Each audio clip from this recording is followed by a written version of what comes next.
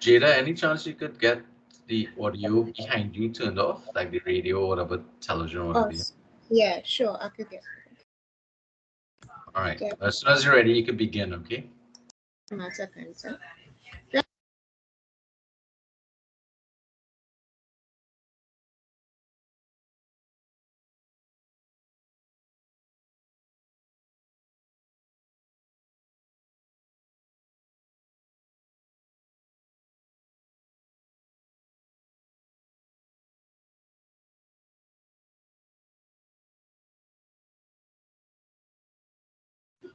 And I'm ready. I'm back.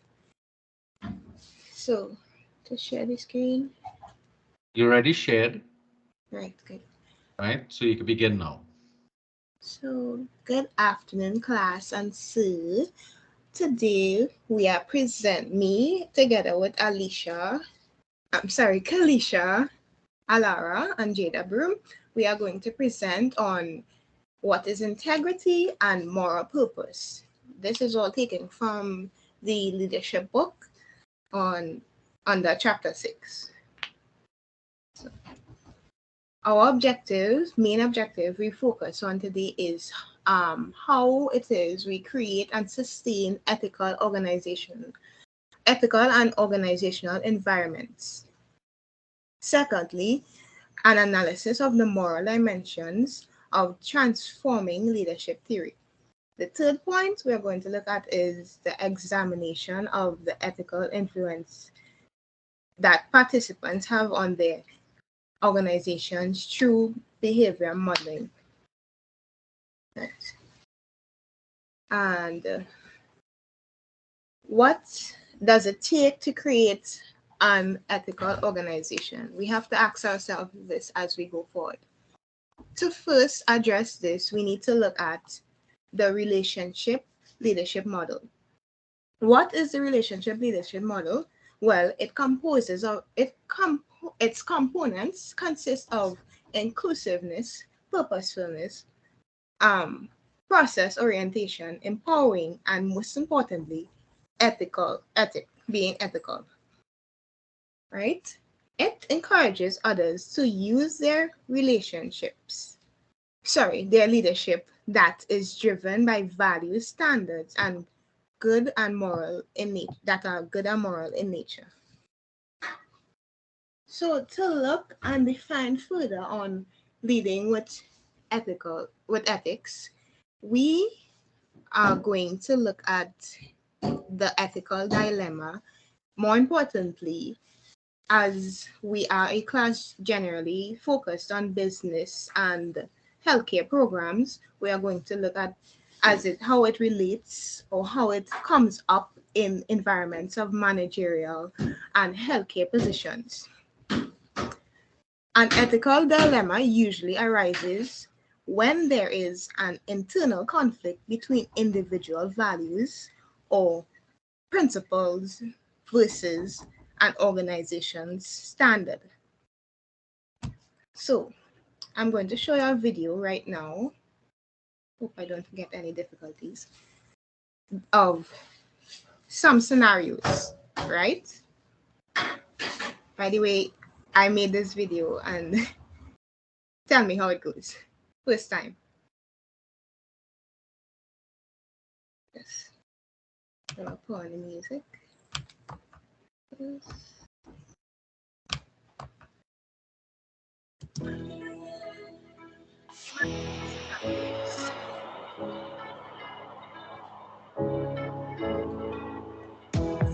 A scarcity dilemma. Okay, so you can hear me. I'm going to take off the volume, right? A scarcity dilemma within healthcare and management. An example of this is inadequate resources to provide healthcare.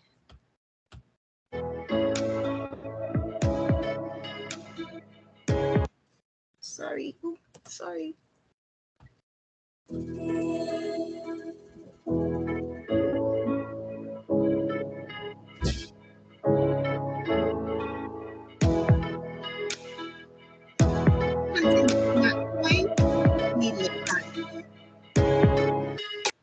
Sorry.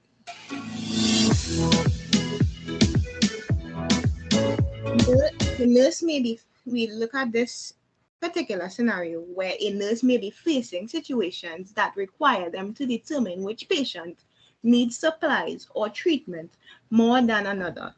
While this is not the ideal situation, it happens more often than most people care to admit. Oh my God. Sorry about that, guys, again. I'm exiting to have better control, right?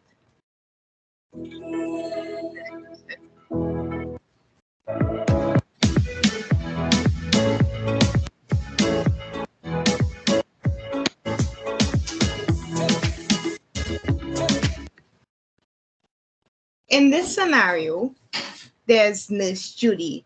She is a wound care nurse for a home health agency. She stopped by the office to pick up additional wound care supplies for her weekend visits. However, the charge nurse told her there's no supplies delivered as yet. It didn't arrive as yet. As a result of this, there are not enough supplies on hand for her to make her visits. Nurse Judy has scheduled that.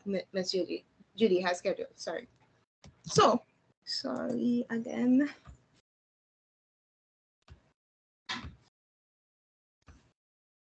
So the plan. As I find the plan.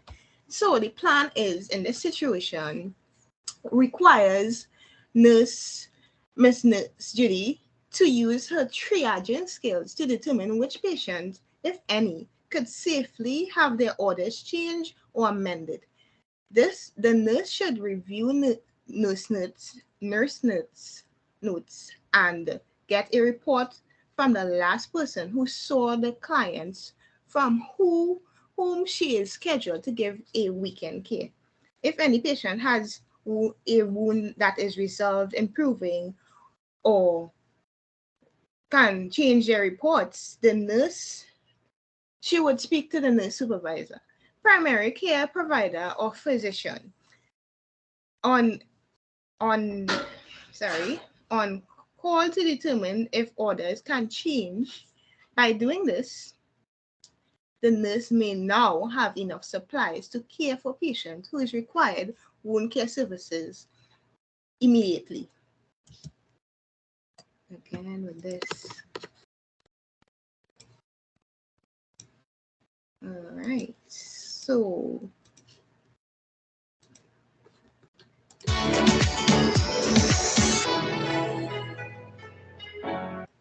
the second scenario. This scenario is a scenario where all employees are required to be on staff. It is rush hour at a business firm, right? The managerial protocol requires everyone to be on their job working. Your coworker Jimmy asks you to cover for him, so he can sneak out early to go to his son's softball game. What do you do? Well, let me tell you some ways we usually go about it. Do you agree? Do you agree with Jimmy and try to sneaking him away from work? Or if not, when he goes away, do you keep it silent? Or when would you report him to the manager immediately? Well, so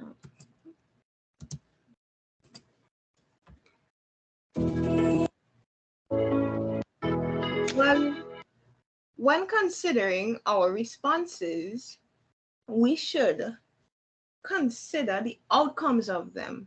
And usually there are three main points that usually arises, tendencies when we're dealing with an ethical dilemma, as in the case of Jimmy's co-worker. For one, we comply. That's the process when we agree and he goes away and then we keep silent about it. Or we may, the second, if you report him to the manager, you may and report him immediately. The next and final one, we might ignore or reject Jimmy's request and ask him to ask someone else and just turn him away. Those are mainly the ways to deal with solutions to this. Our main goal in dealing with ethical dilemmas, sorry, again, ethical dilemmas is to, sorry, I'm just going to cut off, is to have a win-win situation. Let us all win as a team and resolve our matter to the best of the entire team.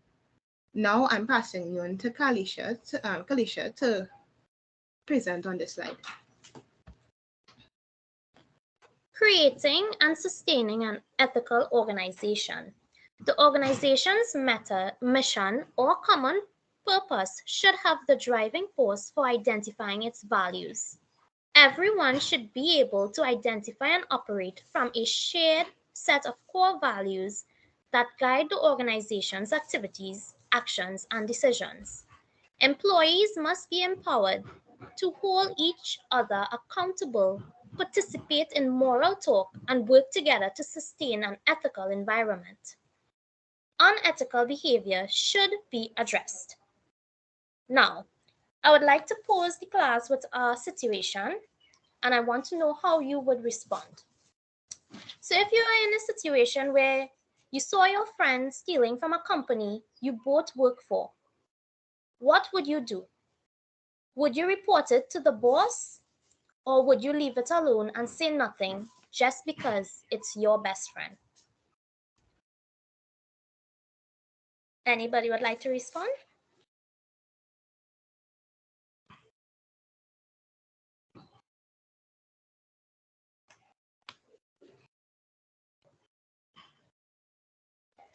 Okay, since no one would like to respond, in my case, if I was working for a company and my friend did that, I may not have told on them because that was my best friend, but as an individual, we need to have ethical values and we need to be able to speak the truth and take responsibility, even though it may not be our actions. Now, I will analyze the situation, weighing the pros and cons, and determine the best strategy based on my personal integrity and moral values. So I will evaluate the situation based on my personal ethics and morals. So now I realize that when you are encountered with an ethical dilemma, you need to know yourself well. You need to know your morals and ethical values as an individual. So just because a person may be your friend or your co-worker, that doesn't mean you need to be telling or lying for them on their behalf. You need to always be responsible and be able to talk the truth, even though sometimes you may not want to. So as leaders, we all need to understand that there are certain traits that we must possess, right? So we need to take responsibility for our actions. We need to readily admit when we are wrong. We need to put the needs of others before our own. We need to give people the benefit of the doubt. We need to offer help to those in need. We also need to remain honest at all times, no matter what the situation may be. We need to also respect everyone and their beliefs. We need to be reliable and always be kind. And we also need to keep in mind we need to be humble. As they always say, honesty is the best policy. Now I have another situation, and I am not sure if the class would like to respond, but you are working in Pennywise and you throw down an expensive perfume. What would you do? Would you tell the manager, or would you pretend that you didn't do it? Anybody would like to respond? What I would will you do? tell the manager. You will tell the I manager. will also tell the manager as well. Okay. And pay So for the broken item. that is being ethical and showing that you are responsible for your actions, and that is great. There are people who may not do that, and they may pretend that they haven't done that. So as individuals, you have to be prepared as a leader to be criticized, because not everything that you do or not everything that you say people will agree on, or your co-workers may agree on. So you have to learn to work together as a group to create an ethical organization, although people may not agree with you all the time.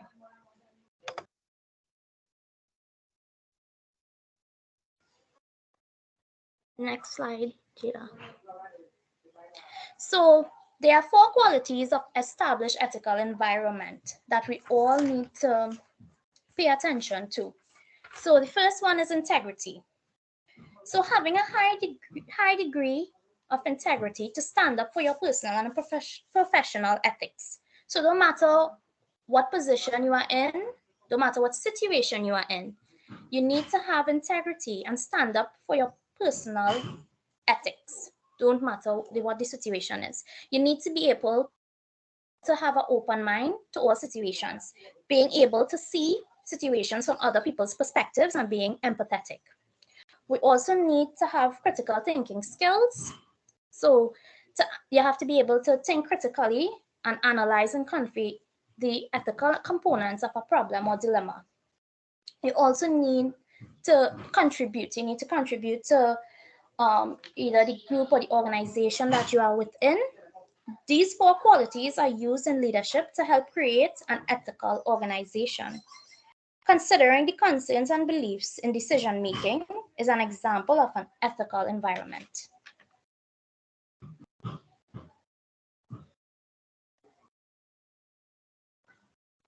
Now, sometimes when people are not agreeing with you or criticizing what you do or what you may say, this can also have a problem within the organization. It could cause problems. So there might be a decline in membership due to the fact that you are showing your ethical values, you are being respectful, etc. And there will also be in the organization some people that you may work with may not be willing to do the right thing all the time, but that doesn't mean you need to be that way. You need to hold your grounds, and you need to be able to have moral values and your own ethics. Next slide.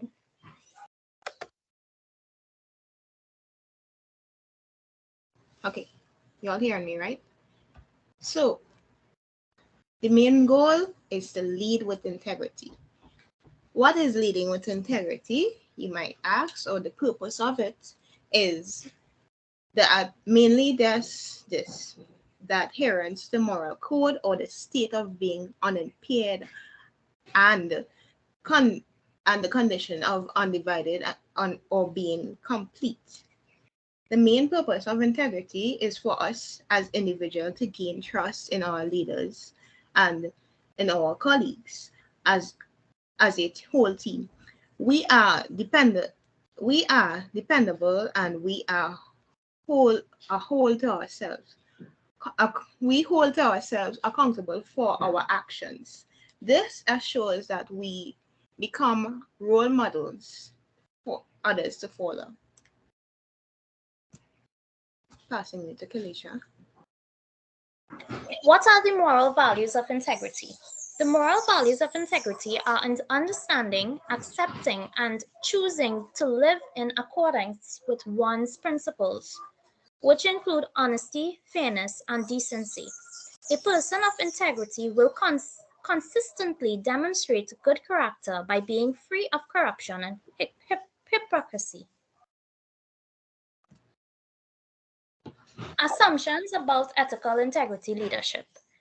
Ethical leadership encompasses many things, but ultimately boils down to these 6 main elements. They are honesty, justice, respect, integrity, responsibility, and transparency.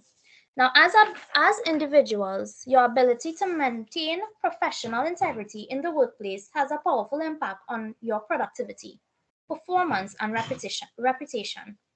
Behaving with professional integrity takes practice, strength of character, and self awareness. Professional integrity is the practice of maintaining appropriate ethical behavior. It is the practice of showing strong adherence to moral and ethical principles and values such as honesty, honor, dependability, and trustworthiness. People who behave with professional integrity generally uphold a moral standard of conduct, both in professional and as well personal endeavors. Integrity importance. So, people would be, when you are honest, when you possess these six elements, people will be more than happy to trust you and depend on you.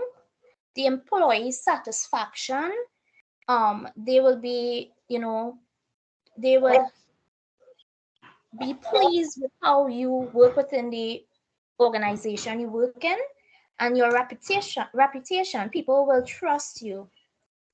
There will also be a clear focus. You're not wasting time to cover up bad practices, but only moving forward. And there will be stronger sales within an organization. People will be motivated to buy from companies that are socially and environmentally responsible. Next slide. Okay, I'm taking over. So yes, what Kalisha was just explaining all these with how the leading with integrity and ethics in the workplace advantages the organization. By this happens all by promoting leadership, promotes better leadership, encourages diversity, equality, inclusion, as stated before. It helps foster an open, positive work environment, as stated before, promotes strong and resilient teams, and promotes ethical approaches, and promotes an ethical approach to decision making, actively builds and maintains trust. Those are all great examples that are listed. The disadvantage we may suffer are criticism from others. Not everyone gets on board with this theme, as we can see that individual values not don't always align, and we'll touch on that further down the line as we look at moral dimensions and what so have you. This might members might revolt and go against everything you believe the organization stands for and you as an individual believe in. This is just commonly within our human nature. There's also people who may walk out, decline being a member, of the community, of the organization, and don't choose to stand for what it is standardized for, right? So the next thing we're looking at are choices when values and principles clash within the organization standards. So yes, we probably might, when our values, let me start over. When values and principles clash in an organization in the organization standards, we may choose to ignore or put up with this ignore or put up with this situation. Just as we said before, there are individual differences and they may affect the way how we align ourselves. If we don't have the integrity then to build our trust within the system, then we will have the conflict and clashes, right? Another way that happens, response is that we address the situation and we can work to change the organizational climate into one that is ethical in nature. So we address it. We can actually sit and talk it out as human individuals and hash it out and come to a common ground. This is all stated later on when we touch on moral talks and how do we get on some common ground and move by changing the organizational climate. The next, and usually doesn't resolve anything, is by leaving the organization. So I'm passing you on to Kalisha, right? Sustaining ethical organizational environments.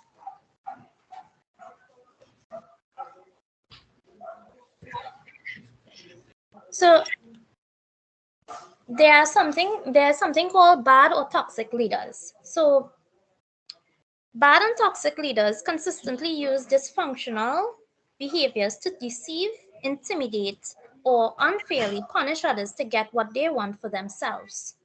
So there are two types of bad leadership, as S. Kellerman went on to distinguish into two categories as unethical and ineffective. An unethical leader fails to distinguish between right and wrong when faced with a difficult scenario. However, a leader that is characterized as ineffective can still be considered an ethical leader. Now,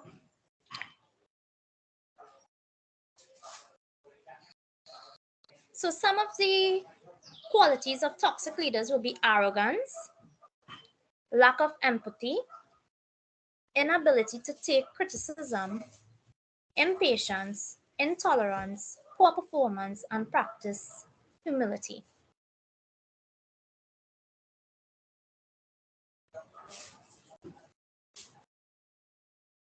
Right. So moving on, after we analyze, in the beginning, how to lead with integrity, we need to analyze the moral dimensions that make up the moral code, adherence to moral code in the state of leading with integrity. And this how it relates to the transformational leadership theory. So first we look at the transforming leadership model. This model is a process in which leaders and followers arise one another to higher levels of morality and motivation, stated by Burns in 1978. Transforming leadership involves persuasion and a desire to change something, right?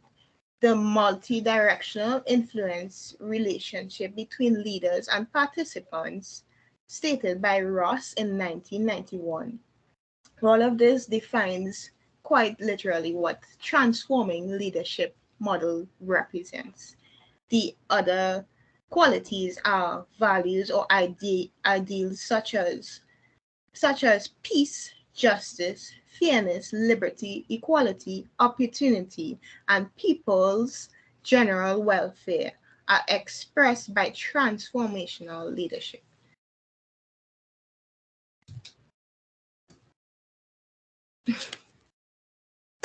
Moving on, I will pass you to Kalisha to read this second slide after this, right? Moral purpose and as an act of courage from Kenda in 2005. We're going to look at that. What is moral courage? So moral courage is a highly esteemed trait displayed by individuals who, despite adversely and personal risk, decide to act upon their ethical values to help others during difficult ethical dilemma. So, yeah, switch the slide, Jada. Sorry. So an example of moral courage include speaking out against injustices even when no one else does. So sometimes you're placed in a position where everyone is against what you said, but you know to yourself it is the correct thing, and you may be pressured, or you may not want to take action, but due to the fact that you have ethical values, you want to be able to do the right thing. So there are certain qualities of moral courage, and they are competent, loyal, honesty, good integrity, leads by example, self-control, stress management, confident, cour- courageous, physical and moral, shares information, personal connection with subcoordinates, a strong sense of duty. So, moral courage helps us to address ethical issues and take action when doing the right thing is not easy. So, moral courage involves the willingness to speak out and do what is right in the face of forces that would lead us to act in some other way. Okay, chiming into what Kalisha has been saying is the description from Kinder in 2005 of what is moral courage. Basically, we all just explained it. Moral courage is the quality of mind spirit that enables one to face up to ethical challenges firmly and confidently without flinching or retreating. It's courage and it's be able to be confident in all your challenges. Moral courage, is the ability to act right in the face of discouragement, opposition, possibility of not knowingly running at risk and adverse, adversely personal consequences. And these are the types. Passing to Kalisha again. So, there are types of courage. They are physical courage, emotional courage, intellectual courage, social courage, and spiritual courage.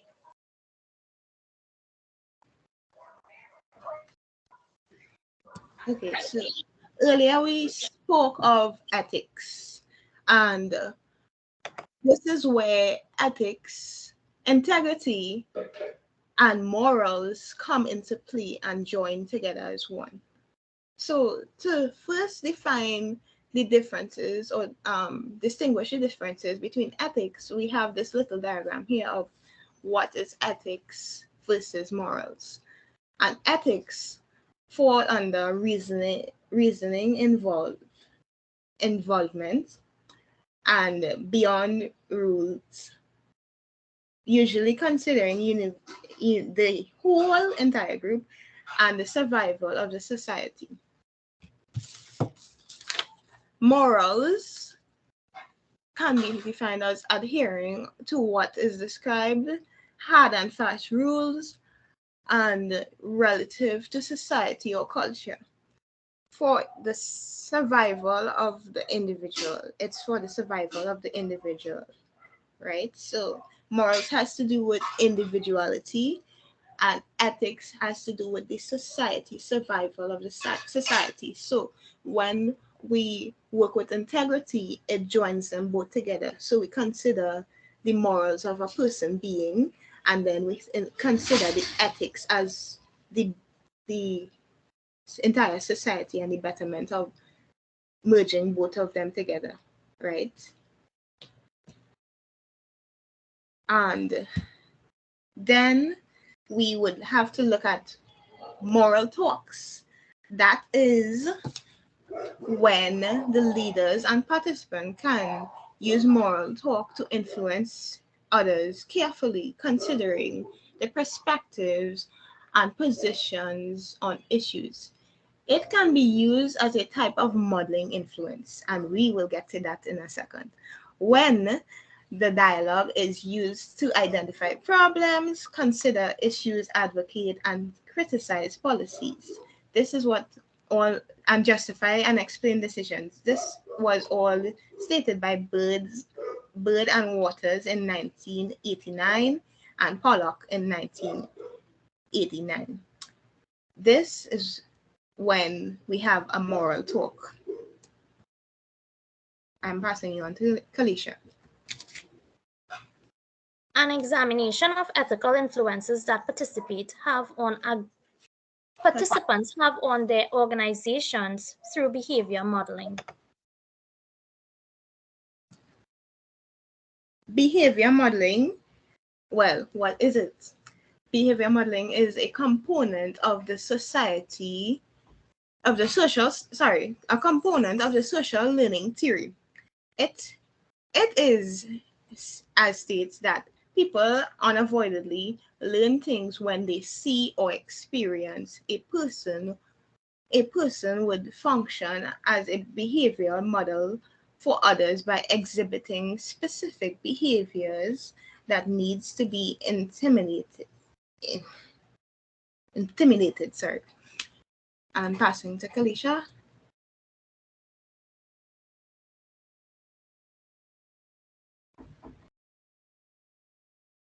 Moral dimensions. When faced with difficult moral dilemmas, we process those decisions through particular cultural, institutional, and individual experiences and hope that our decisions reflect some ultimate truths such as compassion or justice. So, as individuals, the moral dimensions are information rights and obligations, property rights and obligations, accountability and control system, quality and and quality of life. So, being trustworthy, having respect, responsibility, justice, and being fair in certain situations, having integrity, and caring for others' beliefs are some good concepts, dimensions. Absolutely.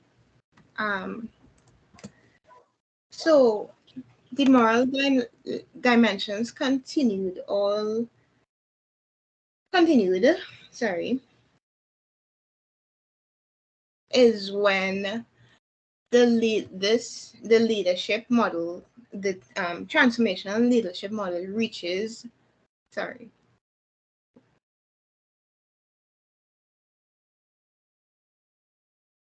guys, this wasn't supposed to be here really, but it's just a guide. Right. So the moral, this all brings us back to what moral purpose is in the chapter. Moral dimensions are basically when there are neutral influences on others, right? And there's a hierarchy that is involved in this. So if we take a look at this diagram, we can see that how the individual affects the ethical issues, and the individual the individual ethical dilemmas can have ethical issues, right? So that's what the ethical dilemmas come from, when we have a clash in individuality. And then there's societal, that has social issues, and policy, that has political issues. This is a vague diagram to understand how it builds on the issues and how we operate as a society. Continuing, moral dimension is when we reward and recognize, often teaches other.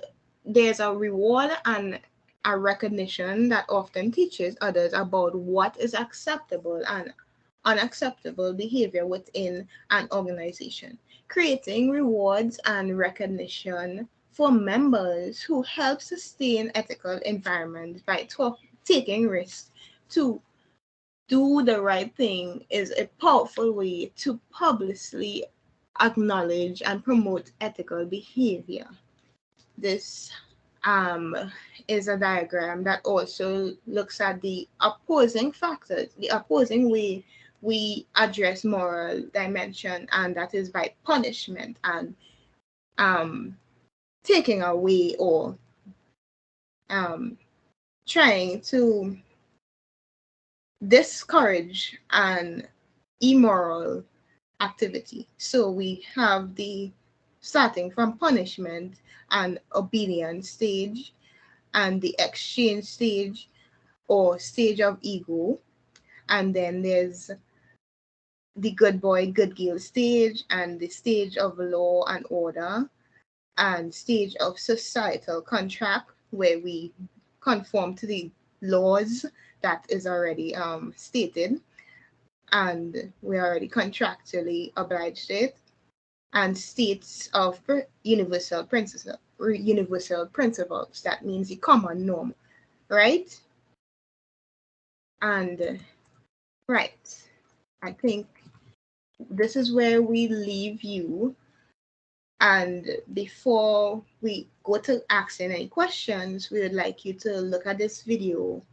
And it's not directly related to, it is related to the topic on integrity and moral purpose. But we want to ask you, what do you think at the end of this? So I'm going to. This video was made possible by Brilliant, a math and science problem-solving website that can help you study more effectively. Someone passes away. A marriage ends. A job is lost. Are these events good or bad? It depends on the context. We're sad if someone close to us passes away. But if it's someone who tyrannized us, we might be glad. The end of our marriage is a bad thing if we'll lose our last chance with the person we love. And it's a good thing if we'll suffer more in the long run by remaining with the person. Losing a job can make us feel worthless, or it can be the moment that we realize that we're worth far more. We have the ability to write our own life stories and determine what everything means to us. Losing a job isn't bad in itself. No event is bad or good in itself. The stories we write after we lose our job determine whether it's a positive or a negative event. As we write more and more stories about our life, they all come together to form our philosophy. A pair of lenses that we see everything in the world through. It's important that we craft a pair of lenses that empower us and lead us to a good life. The beautiful thing about being human is that we can share our stories with each other and modify each other's lenses. In this video, I'd like to share with you the philosophy of Marcus Aurelius, and we'll discover the story that allowed him to become the last of the 5 good emperors of Rome, an inspiration for leaders like Theodore Roosevelt and Nelson Mandela, someone who people still go to for advice over 1800 years after his death. Marcus believed that we're all parts of a greater whole which he called nature.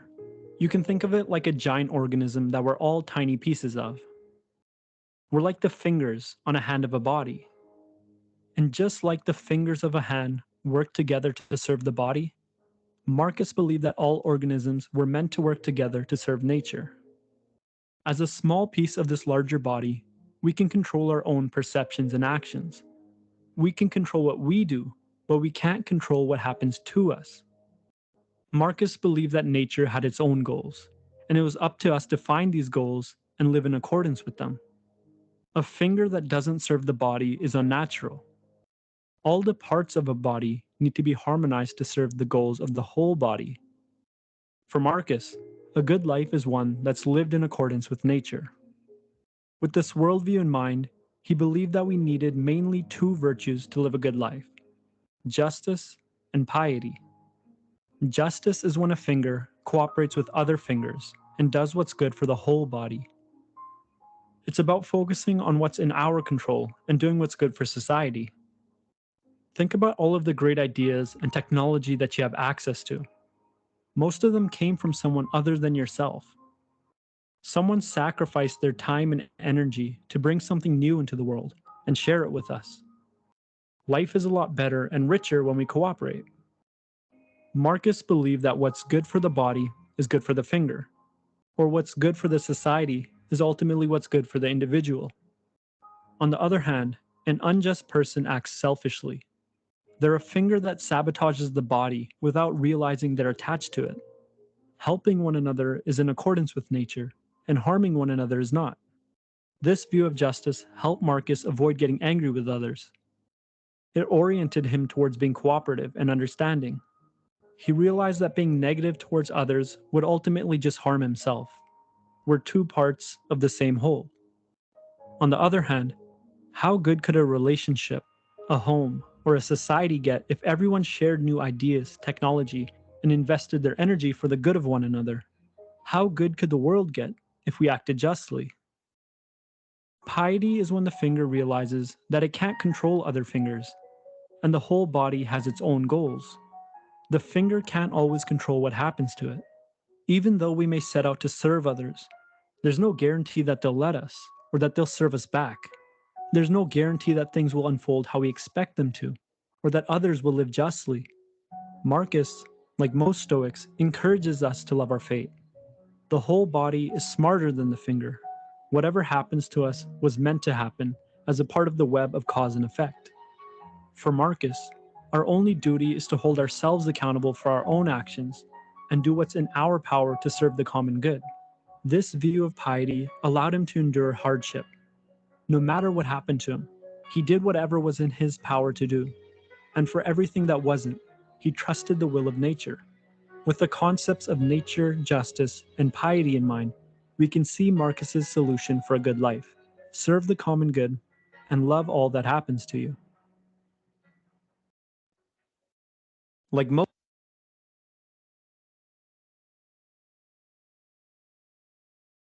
Okay, so guys, I would like to ask you all to chime in on what did you think about that video. I know not to sidetrack too much about the main purpose of integrity and moral purpose, but what do you feel from the components of this video? Of what are your thoughts before we get into any questions?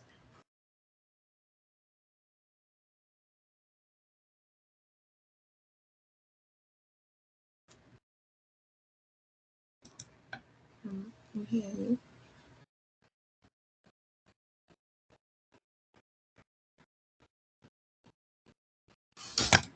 Okay, so if no one wants to add anything, I would like to say something. I believe that Marcus Aurelius' principles in this form of this philosophy kind of shapes what we are trying to get at.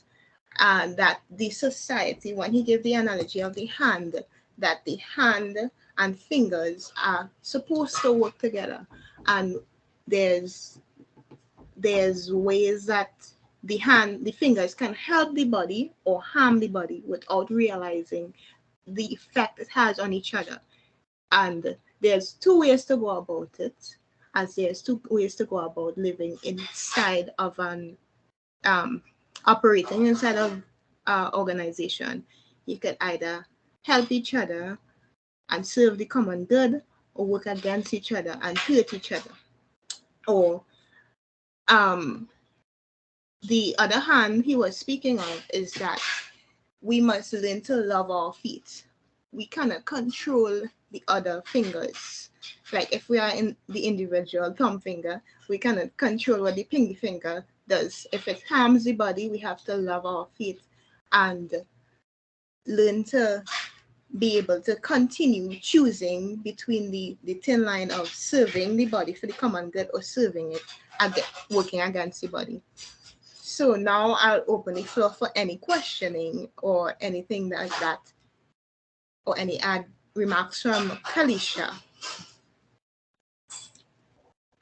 Okay, before we end, I would just like to say some stuff, as individuals, we should be able to try our best to adhere to all the qualities of integrity and moral purpose. Integrity is the guiding force to help us make decisions that align with our personal values and sense of social responsibility. It is through this genuine adherence to ethical principles that we can cultivate trust, cooperation, and respect in our relationship, both personal and professional. Not only in the workplace, integrity is beneficial, but it's also beneficial to an individual. By showing that you are honest and dependable, you'll gain respect and trust from others, from your peers and managers, which can also play a big part in your career growth, progression, and overall success. So, no matter what situation you are placed in, I do hope that all of you all adhere to all of the qualities of moral integrity and moral purpose. Thank you. Thanks again, everyone. That was our interpretation of chapter 6.